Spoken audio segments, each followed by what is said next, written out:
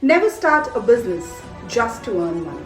Start a business to make a difference. Hello everyone, my name is Twinkle and I am here to share leadership lessons, and today's leader is Shri Ratan Tata.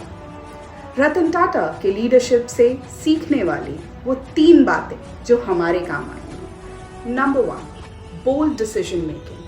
Be bold while making decisions. Acquiring Jaguar Land Rover states one of the most bold decisions taken by Ratan Tata. Number 2, visionary leadership. Sri Ratan Tata exemplifies visionary leadership by transforming the Tata Group into a global conglomerate.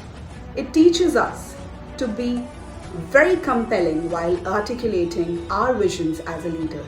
That helps and motivates your team to set and perform in a long-term success plan. Number 3, resilience.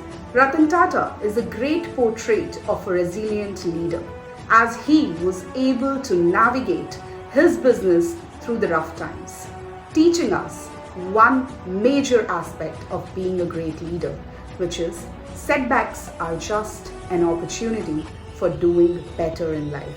So as a leader, we must be resilient and adaptable to situations.